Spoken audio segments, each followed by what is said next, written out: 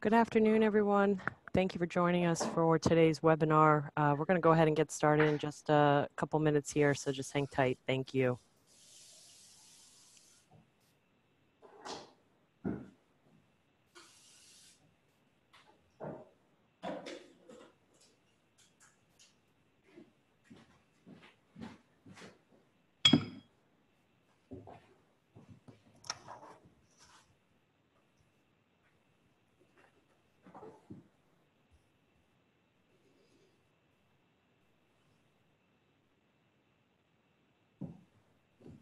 Once again, if you're just joining us, welcome to ACT's November webinar. We're going to get started here in just another minute or so.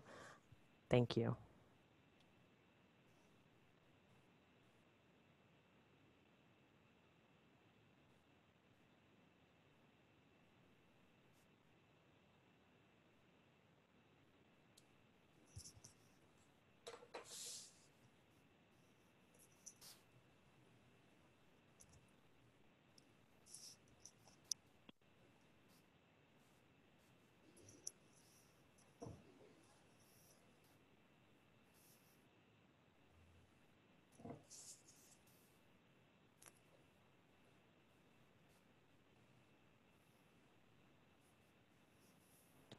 Okay, good afternoon. My name is Casey Murphy, and I'm ACT's Director of Programs and Events. I want to thank you for joining us today for ACT's November webinar entitled TDM Technology Strategy, Immediate Steps and Long-Term Impact. Before we hear from our presenters this afternoon, I wanted to quickly take care of a few housekeeping items. First, all attendees are on mute during this webinar. If you have a question or have a problem hearing us, please type it in the chat box located in the toolbar at the bottom of your screen. I will do my best to answer your questions as the webinar gets going. We will also have a Q&A at the end of the webinar, but please feel free to type in your questions as we go. I'd ask that you would also identify who the question is for when typing in those questions. Finally, this session is being recorded, and I will have the recording up on the ACT website within 24 hours after the presentation ends. Now I'd like to go ahead and introduce David Strauss, ACT Executive Director, to give an update on what ACT has going on. David? Thank you, Casey. Good afternoon, everyone. I want to thank you all, for all of you that have joined us for today's webinar. We have another great crowd on the phone with well over 300 registrants when I looked this morning. As the premier association for TDM professionals, ACT is building a strong community of individuals and organizations working to advance and implement TDM at their work sites and within their communities. ACT is your organization for the latest information and best practices in TDM. Through ACT's chapters and councils, you can network and connect with others locally and across the country. For those of you that are members, thank you so much for your support and commitment. Your membership helps ACT advance TDM policies at the federal level and supports the development of strong TDM professionals. I encourage all of you to take a moment to visit ACT's website to learn more about ACT's proposed More Through TDM legislation. This important piece of legislation aims to raise the profile of TDM in federal policy, and most importantly, sets a definition for TDM within federal code, which should make it easier to fund and support TDM through federal programs. If you're not yet a member, I invite you to join your colleagues in our community of over 1,100 TDM professionals. As we enter the holiday season, think of ACT membership as a gift to yourself for professional development in 2020. Before we get started, I want to just take a moment to update everyone on some of the happenings at ACT as well. I want to thank the over 250 individuals that joined us in Seattle last week for our TDM forum. The record crowd enjoyed 2 days of learning and networking and helped celebrate the accomplishments of our 2019 class of 40 under 40 professionals and our 2019 recipients of ACT's TDM Excellence Awards. As well, in Seattle at the meeting of the Board of Directors, the board adopted a 5-year strategic plan capping off a year-long planning effort. The plan lays out a strong vision for continued growth, membership development, and TDM advancement. More details on the plan will be shared with the membership after the Thanksgiving holiday. As well, as we look forward to 2020, stay tuned for additional information on the TDM CP credential, and exam, which will be launching in the new year and will be the industry's first certification for TDM professionals. It's now my pleasure to introduce our monthly webinar on another great topic, TDM technology strategy, immediate steps, and long-term impact. We're in a golden age for transportation innovation. TDM technology is moving quickly, sometimes so quickly it's hard to figure out what to do right now. More and more organizations are realizing that positioning themselves to make the most of current and future technology is an ongoing activity, not a one-time project.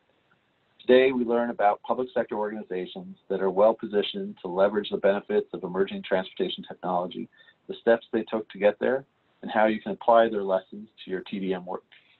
To kick us off, I want to introduce Janae Futrell, owner of Civic. Thank you so much, David. Is my volume okay? Yes, you're good. Excellent.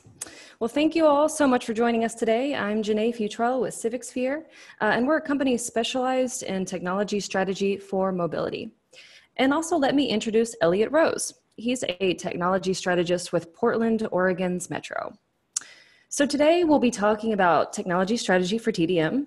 Eliot and I are both city planners who have worked extensively with TDM colleagues. Eliot as a part of his work with Metro, and me as a part of my past work with the Atlanta Regional Commission. So we'll be connecting some dots between planning and TDM. We really hope you leave the session with some ideas of immediate steps you might take, as well as an understanding of how technology can play a role in your longer term TDM impact. And with that, I'll kick it over to Eliot. Hey everyone, I'm Eliot Rose with Metro, and I'm a transportation planner here. In keeping with best practice in transportation planning, I'm hitting you with the slides. It's just a table with a bunch of information, like right off the bat. But before I dive into that, I do want to correct one thing that Janae said, which she said that I'm a technology strategist at Metro. I'm actually the technology strategist at Metro. Apologies. No problem. Metro is the regional agency tasked with planning the transportation and land use system for the entire Portland region. That includes 24 cities, 3 counties, a handful of transit operators, and a couple other special service districts. And so my role, it's very unique for a regional agency or even a local agency to have a role like mine. And, you know, I try to support the work that all of our cities in the region do with respect to what we call emerging technology, which I'll talk about in like a minute. So my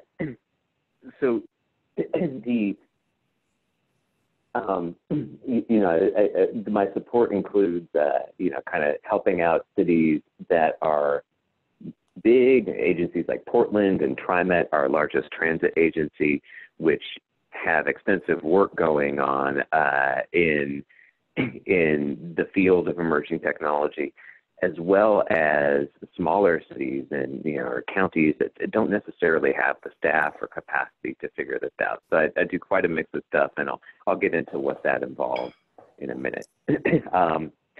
But I'm really glad to be here today. Thank you for having me, and I'm excited to share some things with you. I should say I'm not a TDM professional. I dabble in TDM, but I support all the work that our agency does, including its robust TDM grant program, as well as our long-term transportation planning activities, and really help to help those staff at Metro incorporate these trends and these rapid changes that we're talking about into our work. So with that, this slide. Habits are changing. Here's some numbers from the Portland Metro region that compare what things looked like last year, which in 2018, to how they looked 5 years ago. And these come from a mix of sources, including surveys that we do and numbers reported from our partners. So you see, we had no Uber and Lyft trips in our region, no bike share, and no electric scooters 5 years ago. Last year, we saw around 12 million or more Uber and Lyft trips, 400,000 bike share trips, 700,000 e-scooter trips, as well as a growing number of shared cars in our region. I imagine that many of you are living in places that have experienced these types of changes as well. I'm also looking at this and realizing I need to update this slide because as of this year, we now have very few shared cars in our region because both major car share providers, Car2Go and Reach Now, that were here, decided to end their operation. So these changes can go both ways. This is a dynamic field, and it's not, generally we're seeing a growth in new options for people to get around. But within each option, sometimes there are ups and downs because this is a very dynamic space. I also want to talk about, the importance of these last two lines. The rank of smartphones as a source of travel information. Now, that's the most common way that people get information about their travel options. And that really has implications for their behavior because some of the apps that they're using might have an ad for a given option, or might be designed to otherwise prioritize a certain mode. And so that really steers people's behavior, in addition to giving them access to real-time information on their options. I also have bus trips here, which have declined about 10% in the past 5 years. I'm not trying to imply that the decline in bus trips and transit use is due solely to technology and to, that all the growth we're seeing in these other modes is coming away from the bus. But we definitely think that it may be playing a role, and we're trying to understand that better. It's really important for us to watch not only the growth in new options, but also ridership and the options that our region relies on, because we know that the bus is the most affordable and efficient way for many people to get around the region, and a lot of people rely on it. It still carries a lot more riders than these other modes. We see those are weekly trips as compared to annual trips that I'm showing for the other modes. And because of that, we really want to make sure that that remains a viable option for people moving forward, and that these new options are supporting transit, not competing with it. All right, take a look at the next slide. So I said I'd talk about what I meant with emerging technologies. That's a big umbrella term, and here are all the different modes that it includes. I don't think I'm going to go into each one of these in detail. I will note that this slide should include bike and scooter share. I'm sorry about that. And also note that, our TDM work really focuses on the modes here that are the most widely available and readily used today. Those include electric vehicles, transportation network companies, or TNCs, also known as ride hailing in our region. That's Uber and Lyft, car share, bike and scooter share, and online travel information and payment. In spite of all these new modes, we're very excited about, our challenge really for managing travel demand in our region remains the same, which is that we're trying to make sure that people have alternatives to driving alone. And that's still by far the most prevalent mode used in our region. We're a growing region that's really starting to feel the pains of congestion and air quality that comes with a lot of new people moving here, and most of them moving around in cars. So now more than ever, it's really pressing for us to make sure that people have options alternatives to driving. Thanks, Eliot. So I'm going to talk a little bit about today's focus. So we're going to center on two different areas. First, we'll talk about some recent tech developments that we think will be useful for TDM. And we'll also share some ideas on how such developments can be taken into account while building out a TDM strategy with a technology component. So for recent tech developments, we'll use a three-part framework to provide context on which TDM functions the tech really supports. So first of all, we have understanding habits. So this involves leveraging data to learn how and why people move around the way they do and how that changes over time. We also have providing options, which involves new modes of transportation or new ways of providing services.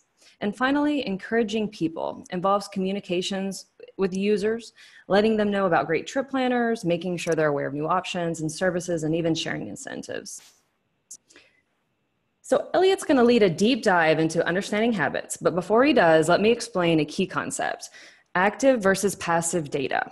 So active data are those that people provide directly. So for TDM, some examples would include surveys or apps where they enter their own information. But in contrast, passive data are those that are gained indirectly without the direct involvement of the user, sometimes by simulating a typical trip activity in an area, and other times by tracking activities or even aggregating the data to better understand actions and user decision making. So with that, I will hand it over to Eliot. Great, and I love that. I really appreciate you introducing the distinction between active and passive data, Janae. I think that's really important here because these new modes that I just highlighted that we're trying to plan for and integrate into our TDM activities, they're generating a lot of passive data. And so, any scooter provider or bike share provider or ride hailing provider, they're already going to be collecting data on the trips that people take through their platform so that they can manage their service. And if you have followed the news there, it's been a little bit of a challenge sometimes for public agencies and private operators to see eye to eye on sharing that data within, between the private and public sector, because there are some privacy concerns associated with knowing people's movements. We might have a chance to dig into those a little bit more later. As well as, for some of the companies, they view this information on how people are using their services as trade secrets. And this is a very competitive space. So historically, people haven't had great access, even though we know there's a lot of passive data being generated by these new services, public agencies haven't really had a lot of ways to be able to access that data and make sure that we can plan around these new modes. And on top of that, people are also generating a lot of passive data, even if they're not using some of the new modes that are available, because if you're traveling around with a cellular phone, that's reporting your location. And there are services in the private sector that do package and resell people's location data. So there's a lot of data out there. There's also a growing concern among the public about how people's data is being used. I think there's a growing awareness of the issues that come with this that we definitely want to be sensitive to. And what we're trying to do at Metro is balance the promise of this new data with the very real concerns that our residents have about privacy, to walk that right line between helping planners understand what's going on while helping people maintain their privacy. So one way we're doing that is we're testing a new data source called Replica. We're in the very early stages of this. And what this is a detailed simulation of how people currently travel in the region. It's based on some of the big data sources that I just described, but it doesn't actually provide us with access to that data. Instead, it uses that data to simulate how a population that closely but not exactly matches our region's population travels. And that offers us new insights without compromising privacy. If you're familiar with the regional travel model, how regional agencies often simulate transportation projects, this is very similar to how we work with that. It's just available at a finer scale. And so, what I'm showing here, for instance, are some trips in Kansas City, which is one of the other regions. There are multiple regions testing this. And this is a map of where people are going in Kansas City. And you can see on the side that, I have a breakdown of the income and the ages of those travelers. So this is really interesting to us and to our partners, because not only does the simulation protect privacy, but it also does that while giving us some notion of who's traveling, which is really important because we have a strong focus on equity, and we really want to prioritize making sure that communities of color and low-income people and others who have been historically excluded from equal access to transportation now have better options, and we want to focus on improving their trips first. Next slide, please. So one of the other things that we get through the simulated data that I'm really excited about in my role is estimates for the first time of Uber and Lyft trips, as well as taxi trips in our region. And that's really exciting because that's the biggest new mode carrying people. We haven't had great access to data on that, and now we do get data that it's simulated But we think that we think, and we think that it should be a pretty good representation of how people use these modes. And we're really excited to test it. One of the things about Replica that drew us in was that we get to try it and test it against real data that some agencies collect in our region, not just on Uber, Lyft, and taxi trips, but also on how people use the bike network, how many cars are on the road, and make sure that it's accurate enough, and also test it for privacy before we begin really paying for and using the data. And so, this is something that we have been, our TDM partners like Transportation Management Associations are very interested in using this data to understand what's going on and how who's traveling to their destinations, and how people are getting there. And there's a little bit of trickiness in that. This tool is available to public agencies in the region. We can't share the data necessarily widely with everyone, especially before we've completed our testing to make sure that people's privacy is protected in that data. But we definitely will be working with those agencies to be able to help them access, maybe through public agencies that they work with, some of the results from this so that they can use them in better understanding how people travel to the destinations that they are trying to manage demand, at. Next slide, please.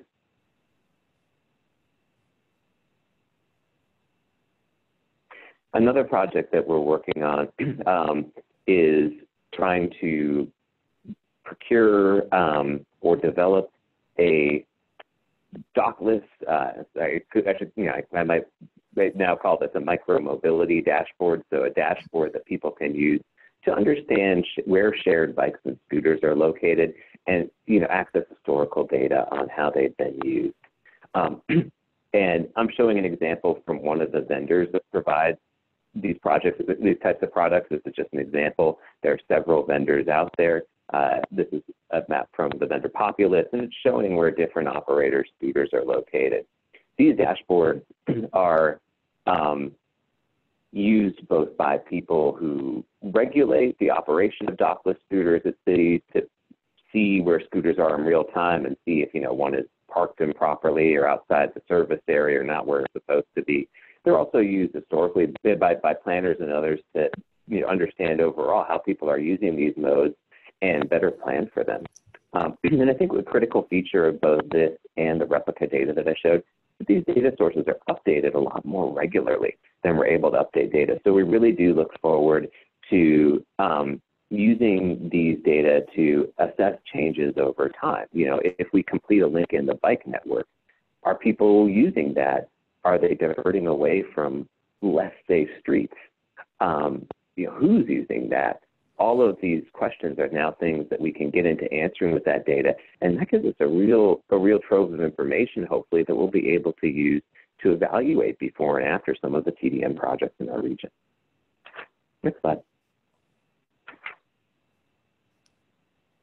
Did you want to add anything to understanding habits, Eliot?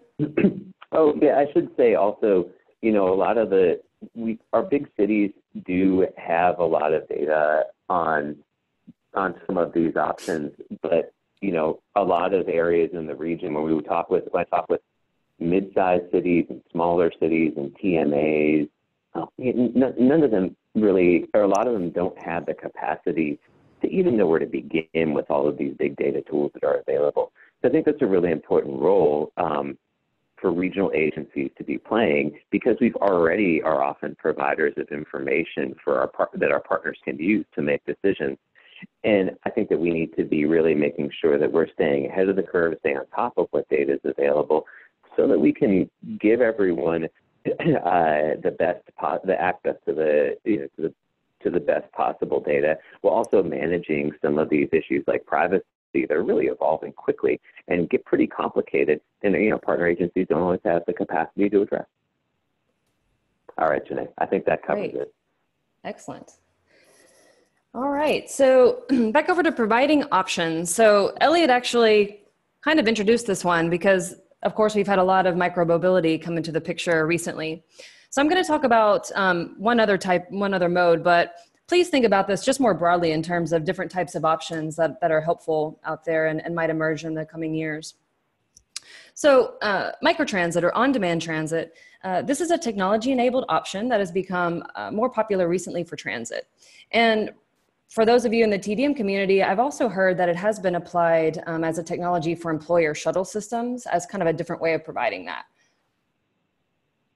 So Civic supported Gwinnett County, which is based in the Atlanta region, this and last year in an effort to pilot and plan for scaling up microtransit. And I'll tell you a little bit more about what I mean by that for a primer. So this image helps to show how microtransit works. Typically, the user picks points for where they want to be picked up and where they want to go. So it's very, very similar in an app form to TNCs, such as Lyft and Uber. And then the vehicle, which is something like this one oftentimes, provides a shared ride for multiple people. So in general, this can be an improvement upon dial-a-ride and other demand response services because it's booked in real time and it enables spontaneity. On-demand transit is typically most useful in places where fixed route transit is not viable. That can be due to low population density or other factors. And it's often used sometimes just to give people to fixed route. So kind of as like a connection service. So with Gwinnett County, they tried a microtransit pilot in an area that had no transit service at all previously. And the users have taken to it really well. And now Gwinnett County is working on scaling it up.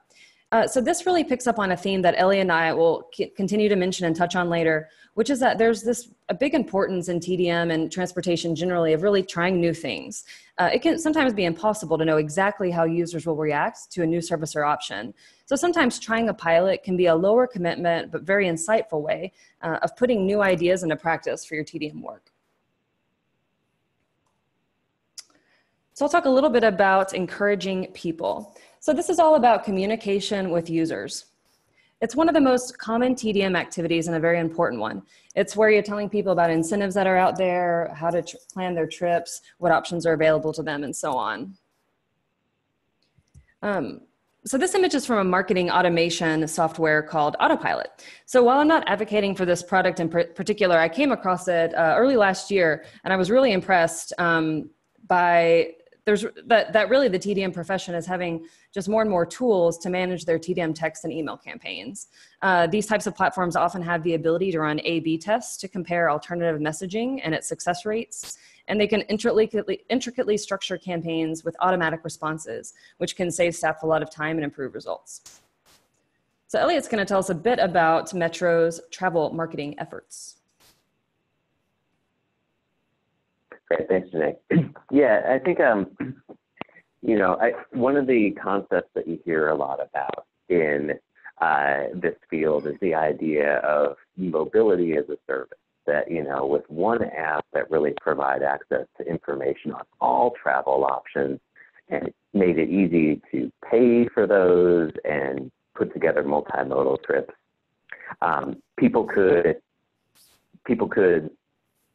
You could enable a lot of mode shifts because then people would be able to seamlessly plan trips that, don't involve driving alone, but offer them the same convenience that driving alone does.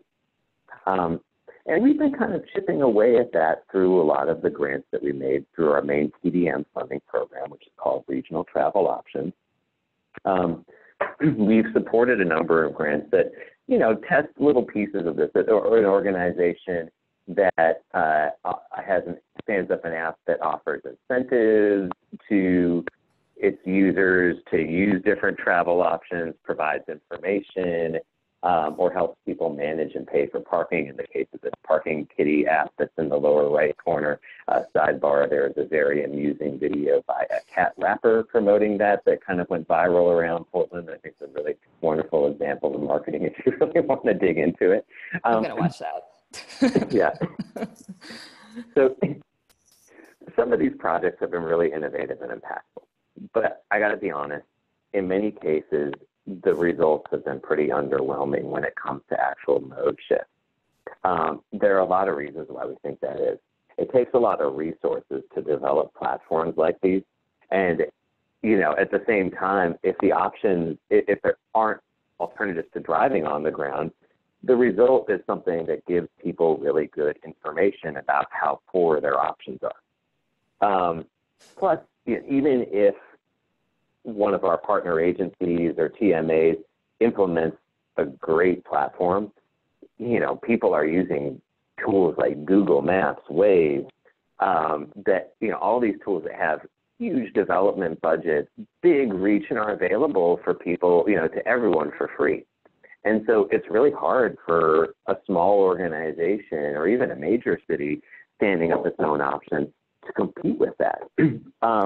That's not to say that we don't want to support projects like this anymore, but we are really trying to focus on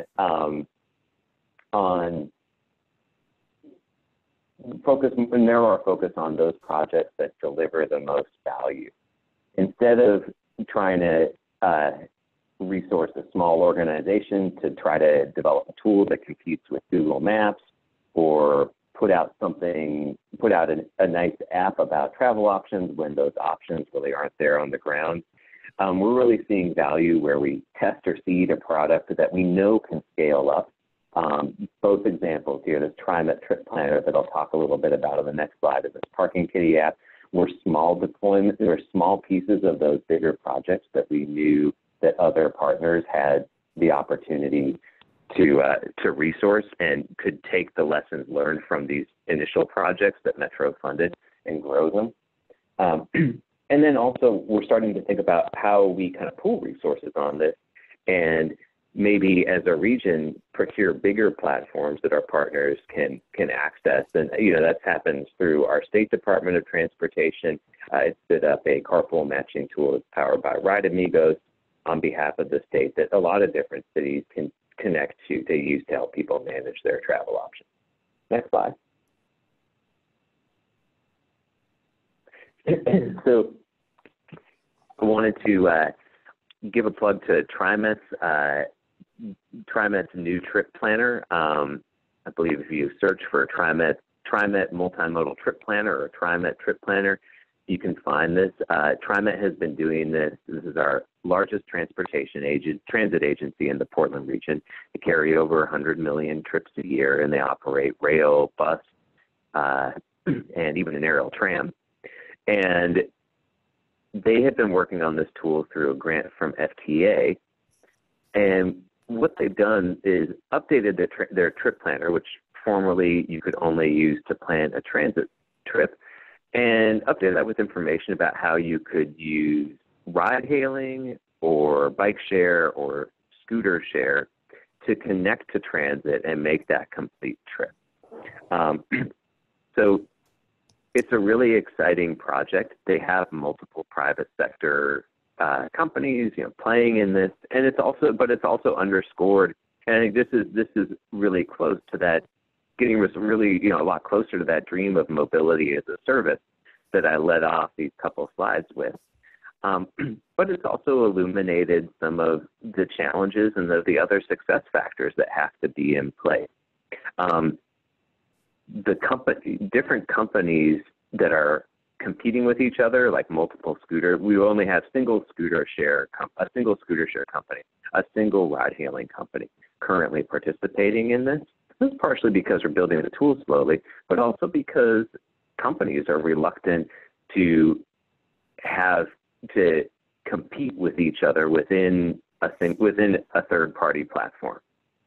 And also, a lot of the data that TriMet has access to is really supported by strong regulations in our center city, Portland, that require really robust data sharing that TriMet is using to build this tool off of. And in other cities in our region, that those regulations and that capacity to develop those policies isn't always in place. And so we're mindful of the fact that currently other cities in the region don't have a ton of new or shared options. They have ride hailing. But we're mindful of the fact that if people were going to, say, use scooters in one of our more suburban cities, they probably want to connect to the transit network to make a complete long distance trip, or a lot of them would. And we would probably need to support good data sharing practices so that people in those areas were able to plan a multimodal trip on this tool, just as I am from, in the city of Portland. I should have explained, this is me taking a trip from the bar near my house down to a bus and then connecting to a scooter to get to work a lot faster than I would by making the second transit connection that this trip would require if I were otherwise using transit. And it's really because it's a short scooter trip. It's not that time savings don't come at too expensive of an out-of-pocket cost for me. All right. With that, I think I'm good on that slide. Very cool. All right. Well, before we get into the next part, a quick reminder, feel free to send in your questions for the Q&A period later, and Casey will start to work through those and get us ready. All right. So we've kind of seeded some different ideas in terms of how technology might be impacting your TDM work. So now we'll shift gears a bit over into strategy and talk about how that might actually feed into kind of your midterm and short and long-term planning. So first we'll go into vision and targets. So we've covered all these different activity areas, but your work, of course, will determine what's most important for you. And I'll just give an example. So your work may center around email and text campaigns, for instance, but newer tech and data can actually help you to more deeply understand habits. So a lot of the tools that Eliot outlined, we're not necessarily advocating that you use those tools specifically, but understanding things about concepts like passive data can just help you understand what you might take advantage of in the future. So your vision could tie together the fact that you're trying to understand these habits in your quest to encourage people and put in place steps to improve your approach over time. And further, understanding your vision helps to set up reasonable and measurable targets. And these are just some examples. So when I was working with Gwinnett County and Karen Winger, the director of Gwinnett County Transit on their project, one of the first things I did is talk to a more experienced operator that had been doing a lot of microtransit and had actually already gone through 3 different phases. And that was Orange County Transportation Authority in California. And this is one of the things that they shared with me. I created the slide, but I asked them, hey, how are you measuring your impact here? And they had these very specific measurements that they were using. And I thought that was so powerful. So I'll just share that image with you as an example. Of course, it's always highly specific to the efforts that you're working on, but it's good to know kind of where you're headed and how to measure that. So next, Eliot will take it away with data and privacy.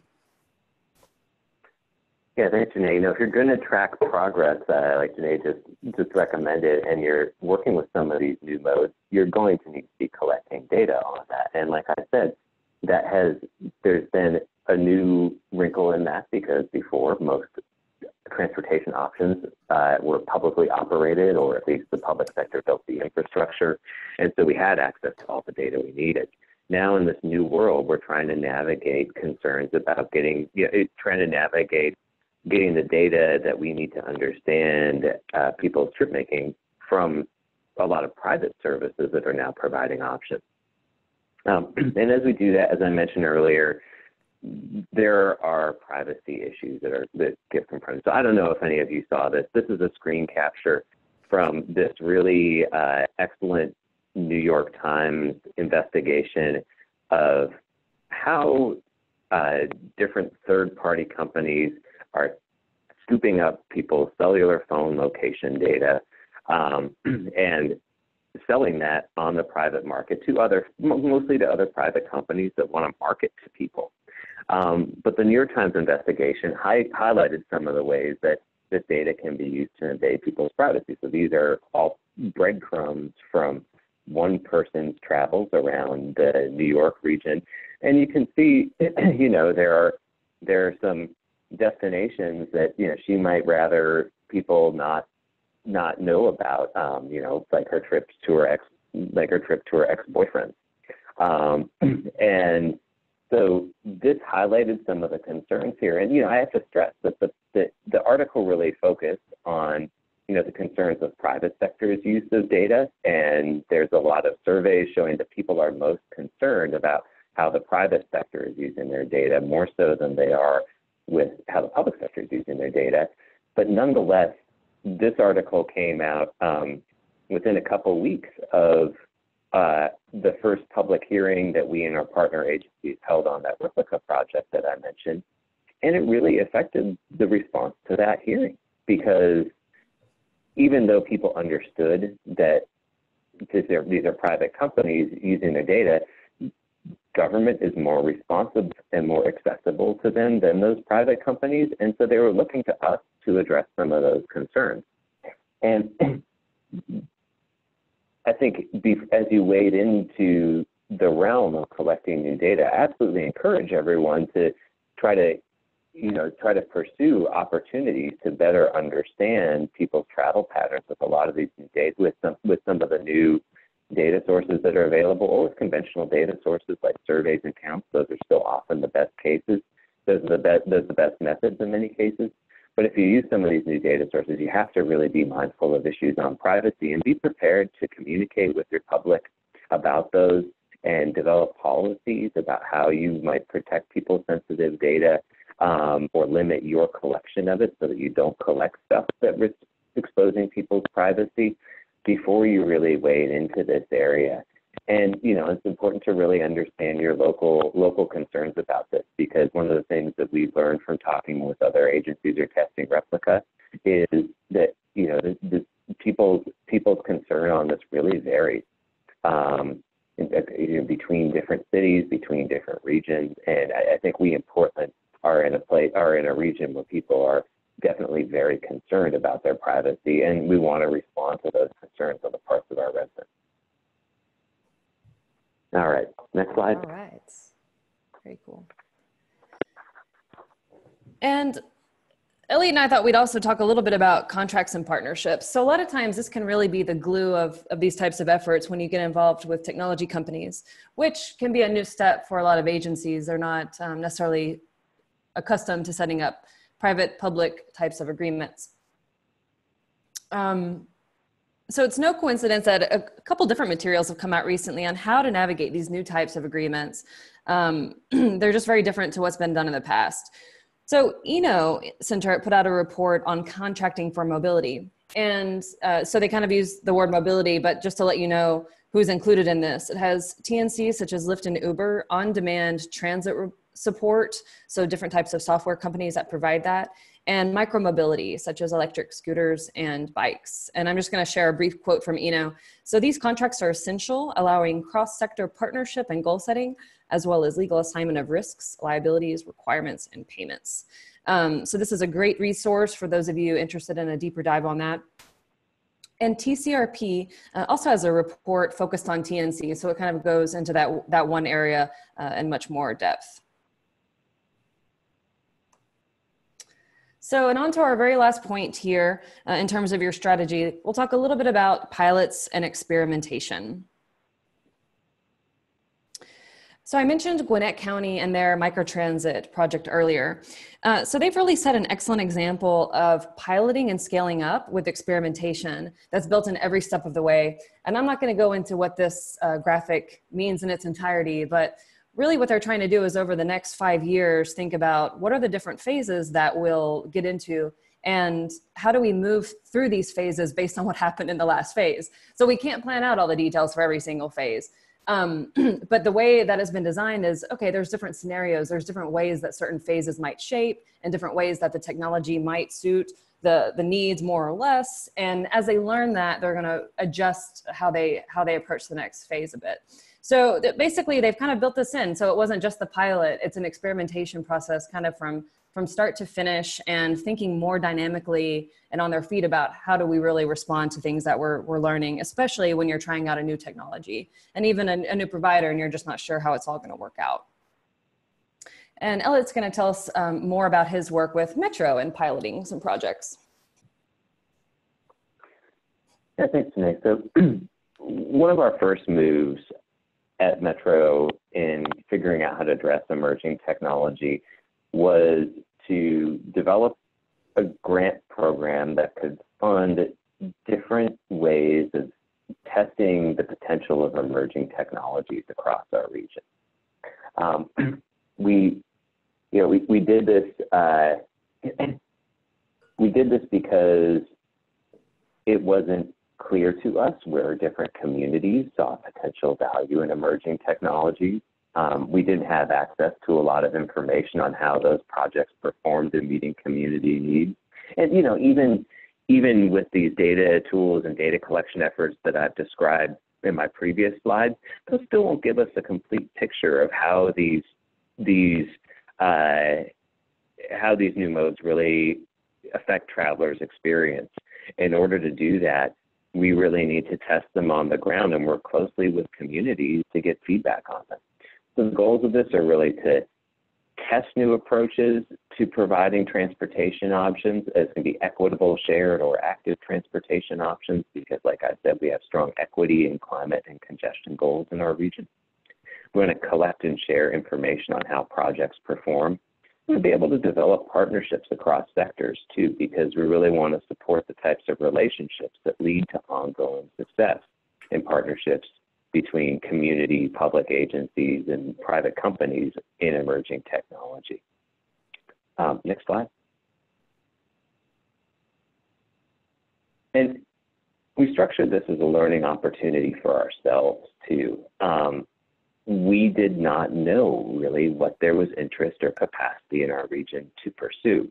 Unlike the example that Janae highlighted previously, we are not a transit operator. Our mission is not that focused. We try to support sustainable transportation options in our region a lot of different ways. And so it was really important to us to be able to learn as we went what projects there are really potential for in our region. So more so than most of our grant programs, we had a lot of upfront conversations to scope it out. We put more effort into launching the program and providing some structured networking to help people link up and form partnerships. We had a letter of interest phase where we were able to really collaboratively vet and develop ideas with our partners. And then we ultimately got 9 applications and gave out 4 grants. With what you'll notice is, a pretty small amount of money, honestly, for people to do implementation work. One decision we made there was to start with a small pot of funds that came from our general fund rather than state and federal dollars. This may be a little bit in the weeds, but I imagine that those of you who work with state and federal transportation dollars, they're constrained and there are a lot of requirements that come with them. Metro is fortunate enough to have a general fund, and what we found out in the run-up to this would be more useful to put our general fund toward it to allow people more flexibility to propose projects and partnerships that they could execute quickly and we could learn from and keep moving with, than it would be to slow down the timeline and use a bigger pot of state and federal funding. I don't actually have slides on the projects that we awarded. We awarded 5 projects that are all underway right now. And they're really focused, all of them, on equitable access to different types of technology and better understanding the barriers and opportunities that communities of color and other marginalized people face to accessing these new modes. That's great. We're really excited to learn from those projects. And at the same time, we know that because those projects are more focused on helping people access new modes, or helping people access modes that are already operating within their communities, but they just might not be aware of, or because they don't have a bank account or access to a smartphone, they might not be able to use them. We don't actually expect and because they're focused on equity, also folks are already using transit and other, affordable options a lot. We don't necessarily expect these projects to produce a big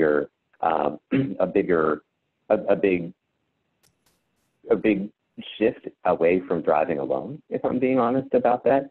But we're looking forward to learning about how we provide equitable access to these technologies and how people can benefit from them, so we can take some of that learning and feed it into the next round of the grant program, where we're hoping to have more resources and also be able to put more of Metro's capacity toward helping people develop bigger projects that involve the full spectrum of partners and participation that we need to start producing mode shift and some of those bigger wins that really affect our regional goals. All right. And with that, we'd like to hear from you in the audience. Excellent. Well, thank you, Janae and Eliot. Appreciate your time today. We do have a couple of questions to kind of get started here. And for those of you still on the line, if you have a question, please go ahead and type it in now and just put the name of the person that you have the question for. And this first one, Eliot, when you were talking about replica at the beginning, we had a few people who were asking, how do you test for accuracy with that? Can you address that a little further? Yeah, I saw a question about the way that we test for accuracy. We have about 40 different criteria, and each of those criteria says something like the replica's estimates of traffic volumes along highways at these 10 or 20 locations need to be within X% of the data that we collect. And, we have those criteria for every mode included in replica. And the exact, the format is always the same. We specify a location, a source of ground truth data, and a threshold at which we consider replica reasonably accurate. But it was definitely a lot of working with replica to get those at the right level of detail, because for vehicles on the highway, for instance, we have hose counters that are counting those every day. We have very good data. And so we can require a very high level of accuracy from replica. For something like bikes, I noticed someone that also asked if replica can be used to test bike modes. Yes, replica does include biking and walking, which we're really excited to see.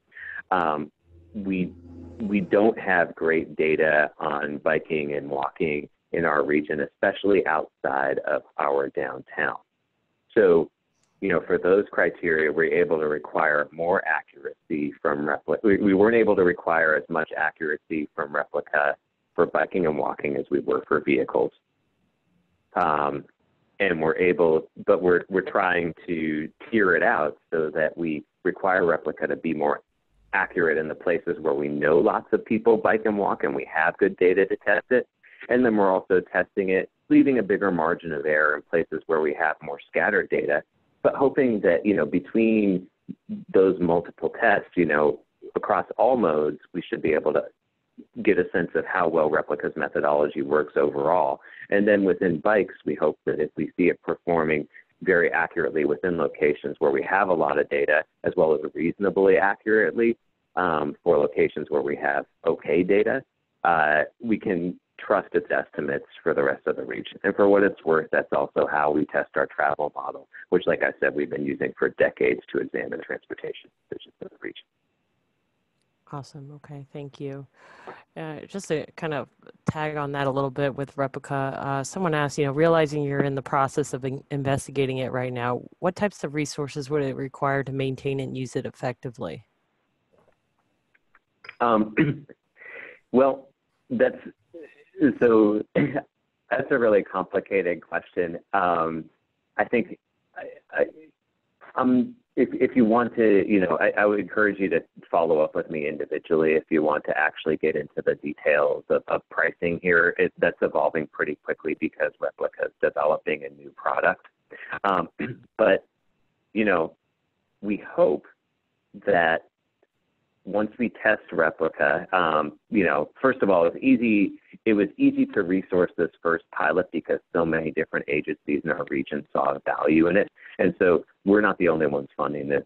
City of Portland and TriMet are also sharing the cost with us. And that was really because the model that Replica provides is a multi-agency model that made it easier to collect the resources that we needed. And as far as using it effectively, replica data is available through a web tool. It's a pretty easy to use web interface. So there will probably be some support from Replica staff will be available to help support people in using the data. But again, that was one of the things we were interested in. This is not data that requires a ton of resources for someone, who's a planner at a desk who maybe knows some GIS and some Excel, but isn't like a data scientist, to be able to look at this data and really work with it to understand it. And we're trying to understand whether replica is worth pursuing on an ongoing basis and worth for us getting access to on an ongoing basis. And that's kind of what we'll be exploring through this pilot, as well as how we resource that if we do think it's useful. But because one of the things that's really exciting for us is that even if this is the only, we get 4 quarters of replica data updated every 3 months through the year that we use it. Even if that's all we get, we can use that data potentially to help make our travel model better. And that's really important because our travel model is otherwise based on surveys that we conducted in 2010 that don't even get at ride hailing or these new modes that have cropped up since then. So even if we only get access to this 1-year replica data for 2019, there's a good possibility that we'll be able to use that to update our travel model, and then we'll have more up-to-date and more detailed forecasts available from our travel model for as long as we can use it until that data goes out of date. Okay. Sorry, one more for you here, Eliot. We had a couple people ask, you brought up and you kind of went through the whole TriMet app, and I know you touched upon it against Google Maps, but what are users able to do and see with TriMet that they are not able to do and see with the Google Maps? Well, they're able to connect trips using multiple nodes. So I pulled up Google Maps just to make sure I was on giving you the right response here. And when I look at that same trip that I just have mapped out from a location near my home to work on Google Maps, I see choices for drive, transit, walk, or bike. I don't see any option to connect those 2 things and take a bike to transit or what have you. And the other thing is that, I don't see bike share or scooter share. And yeah, I could use the Google Maps bike route to figure out how to get where I'm going with those modes once I access the shared scooter. But, if I was really planning that trip for the first time, I really want to know where can I go in my neighborhood to pick up the scooters? How much is that going to cost me? That information is not accessible through Google Maps. So that's where the TriMet Trip Planner really excels, is enabling people to plan and cost out a multimodal trip and really find the option that strikes the best balance for them in terms of getting there quickly and paying what they're able to pay for that trip. Okay, thank you. This last one here. Eliot, for Metro's grant program, how is sustainable funding built in? If a program is successful, is there any avenue for continuing funding through the general fund while still allowing other technologies to be tested with other funds?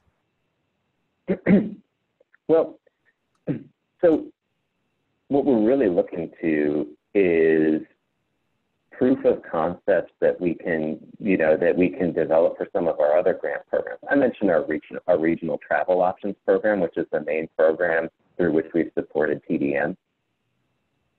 And that project, that's a multi-million-dollar program.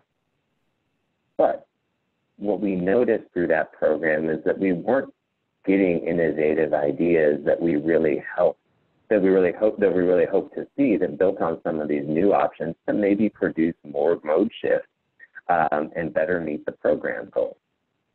And when we talk with grantees about that, the usage, we use federal and state funding for that program. And again, I'm getting into the weeds of color of money issues. So sorry for those folks who aren't into the stuff. You can just bear with me. Look at the news or something while I go through this. But those requirements require people to have their projects really fully developed before they get funding. And also, if you're going to work with a private sector partner, you can't just come to our RTO program with a good partner in hand. You need to issue an RFP that lengthens your project timeline, creates more risk in the project and more resources to manage it. So regional travel options is a great way to fund proven ideas. It's not a great way to test new ideas. And what we're really hoping with our pilot projects is that, once we source some more nimble partnerships and we see what works, we can hold those up and enable those grantees and maybe others that are interested in kind of duplicating their approach to apply for regional travel options funding, now knowing with more certainty that those types of projects are going to provide the return on the investment and meet the goals that we're trying to meet in that program. In addition, we have also, we don't, the budget for the pilot program is not fixed over time. And that's something that we've been talking about with our partners is, devoting, if we saw a need for scaling up projects that couldn't be met through RTO, there's a possibility we would be able to grow the program and set aside resources for developing those ideas in the future. Excellent. Okay. Well, we've just passed the 3 o'clock hour here, East Coast time. So I'm going to stop there. I know we didn't get to answer all those questions, but as you can see on the last slide there, Janae and Eliot have left their contact information. Please feel free to reach out to them if you do have a question that was not answered today or an additional one. I want to thank you both, Janae and Eliot, for a great presentation. We appreciate you speaking for us today, and I want to let those of you on the line to join us next month, Thursday, December 5th at 2 p.m. Eastern. We will have our last webinar of the year, 2020 Look Ahead through the lens of leaders behind the most innovative private transportation systems. Thank you all for joining us today, and we'll see you in a few weeks. Bye-bye.